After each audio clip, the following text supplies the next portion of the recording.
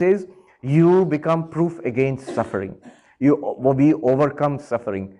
This, our ancient project from our birth, and if you are to believe religion, then from many lifetimes, we are seeking to transcend suffering. The Buddha, Sarvam Dukkham, all is suffering, and the project is to overcome suffering. Is it possible to overcome suffering? He says, yes, it is possible. So this transcendence of suffering, it is one of the negative benefit of becoming enlightened. How would you transcend suffering? By the shift of the I? It's obvious.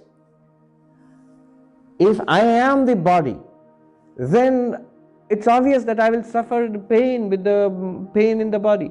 If I am the body, then it's obvious that the hunger in the body, the thirst in the body is my hunger and thirst. If I am the body, the aging of the body is my aging. The slowing down of the body is my slowing down. And the slow loss of capacities of the organs of the body is my loss. I am deteriorating. And the body will die one day. There's no doubt about it. Nobody has ever overcome death. Vivekananda says, fools die and the wise die, learned die. Kings die and paupers die. Saints die and sinners die. Death comes for everybody. Physical death. So if I'm the body, I'm going to die. However, if I've shifted the reference of the word I, if I'm not the body will still die. But the aging of the body is not my aging. I am that awareness which experiences the aging of the body. The wrinkles in my skin are not my wrinkles. Awareness doesn't have wrinkles. Pure being doesn't have wrinkles. In fact, even the wrinkles depend on pure being for their existence. So I am not old, or I am not wrinkled. I am the slowing down and the decay of the capacities of the body is not my slowing down. So you begin to see how you transcend suffering if you realize you are not the body. And even more so, the mind. The real source of our suffering is the mind. And if I am the witness of the mind, I am not the mind.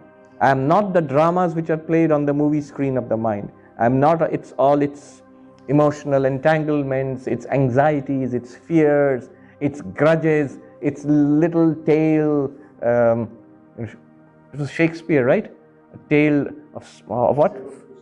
No, full of sound and fury.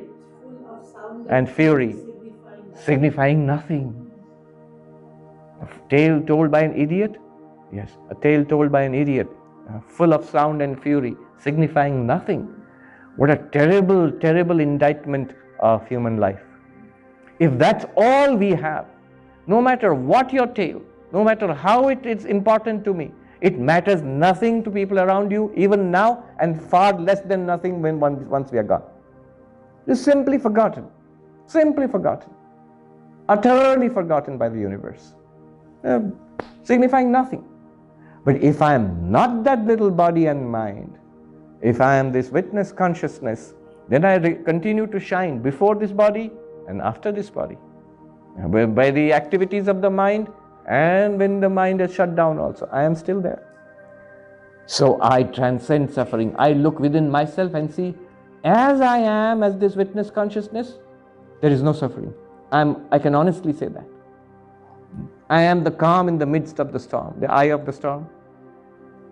And the positive benefit of it, that fulfillment, bliss, genuine, deep, lasting happiness that you get.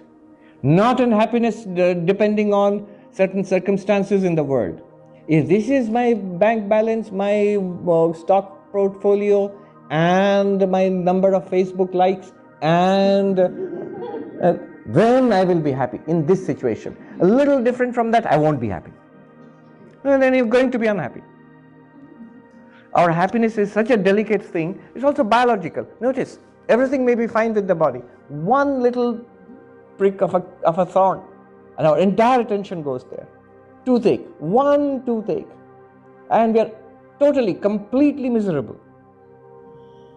So, and there's a reason, biological reason for that. 99% of things may be going well. If just a little bit goes badly, we are not happy anymore. So we are very, very unlikely to be happy if our happiness depends on circumstances in the world in the body, in the mind. No, we will not be happy. Whereas, if we shift this happiness which we are getting by realizing I am limitless existence, consciousness, bliss, it is my very nature. And I will find it, this happiness, everywhere, all the time, effortlessly so. Not dependent on other people, not dependent on the behavior of others. One cognitive behavior therapist, CBT therapist, he says, there are these propositions in our mind. For example, everyone must be unceasingly nice to me all the time. You're laughing. We'll say it is ridiculous. We'll never do. No, that's what we want. Although we would never say such a thing, we never write down such a thing, but that's the way we behave. If one person is suddenly unaccountably nasty to us, it should be nothing. 99 people were nice to me for the last 99 days. If today one person is unaccountably, utterly nasty to me, it should be fine. No, it is not.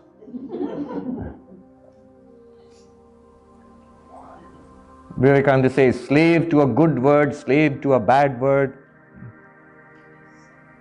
a slave to this slightest change of circumstances. That's how delicate our minds are. No, our fulfillment lies much deeper than this, and we get that when we become enlightened. When we make that shift of the eye from this to this. Proof of all this, you talk a good talk. What's the proof? Proof, first and foremost proof, is the lives of the saints in every tradition across the world, not just Advaita Vedanta. Look at their lives. You will know two things. You never see them grumbling, even in the midst of difficulties. And you see them happy, unaccountably so. Why are they so happy? Joyful. Something spontaneously joyful within them.